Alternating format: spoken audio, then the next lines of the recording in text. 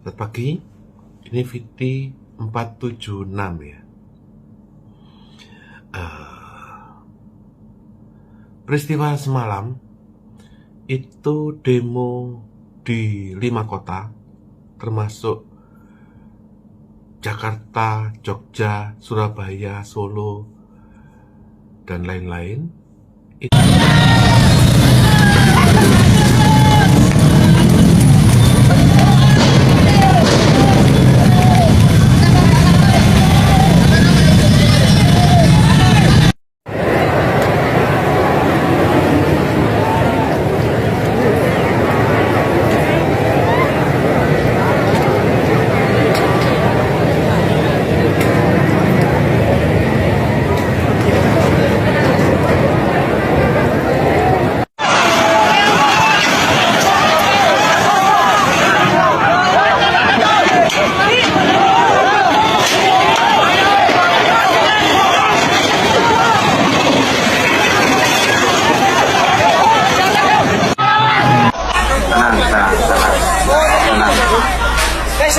Assalamualaikum warahmatullahi wabarakatuh.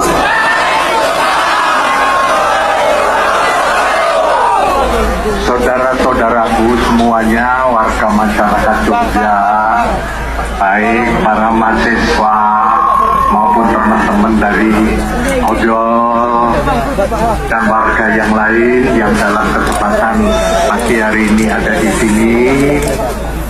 Saya Hamengkubuwono Itu sebuah peristiwa yang cukup mengagetkan ya. Artinya terjadi demo atau unjuk rasa atas ketidakpuasan masyarakat terhadap situasi ekonomi di Indonesia.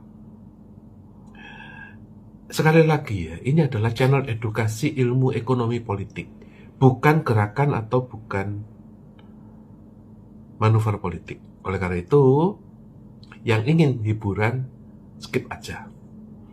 Secara edukasi ekonomi politik, unjuk rasa semalam itu saya ulas dari 3 sudut ya. 1, yang menjadi masalah adalah ekonomi. Terjadi krisis likuiditas di mana daya beli menurun dan masyarakat kehilangan mata pencaharian.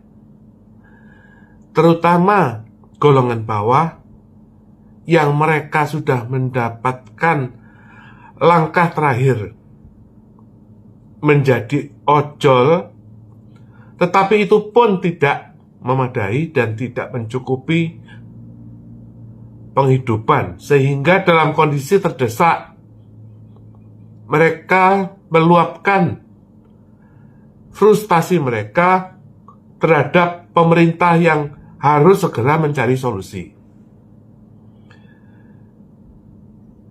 Itu menurut saya. Kedua, apakah ini ada gerakan-gerakan tarik-menarik kekuasaan antara pemerintah dengan pihak-pihak lain? Mungkinan ada.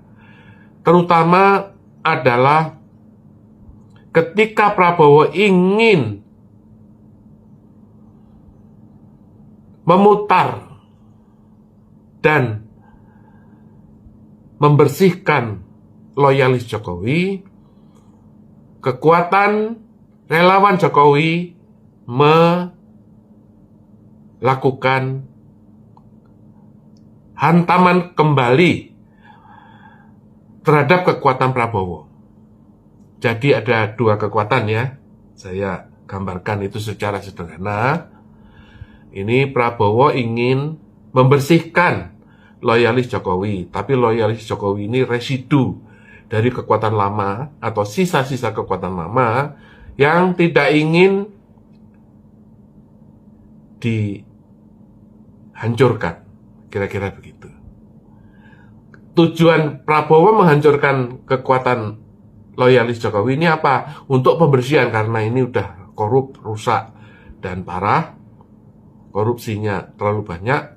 Ya, tetapi mereka pegang uang dan pegang kekuatan yang cukup besar sehingga Prabowo ini melakukan politik melingkari gitu loh. Melingkari gitu loh, atau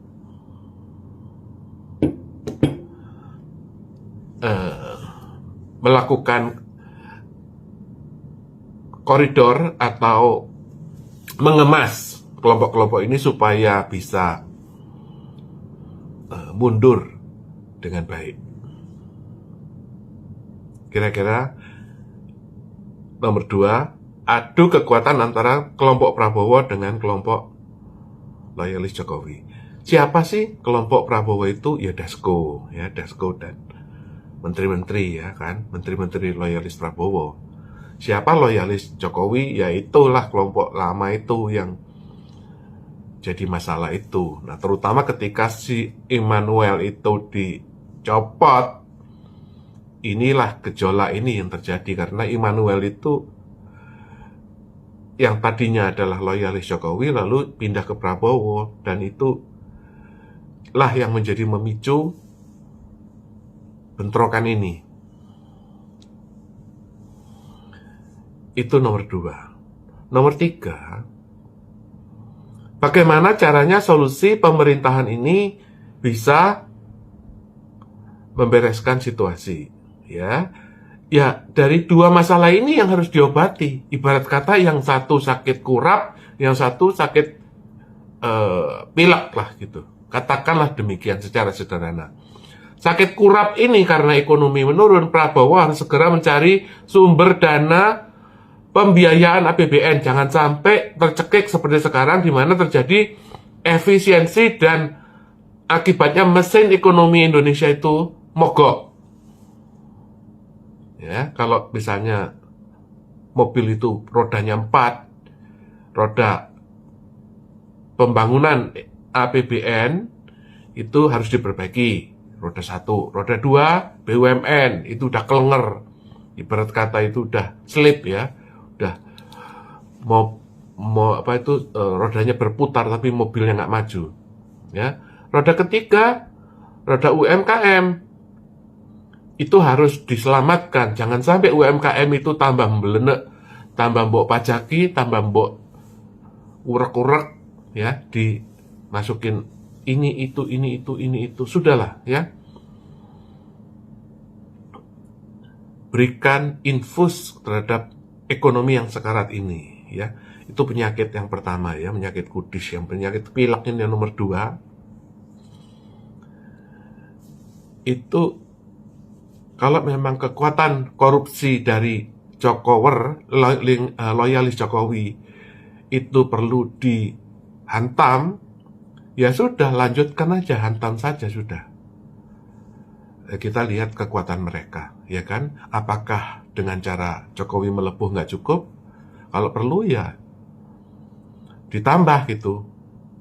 Erick Thohir, Wahyu Trenggono, Budiari, Hasan Nasbi, jangan salah minum obat, nanti ikut melepuh.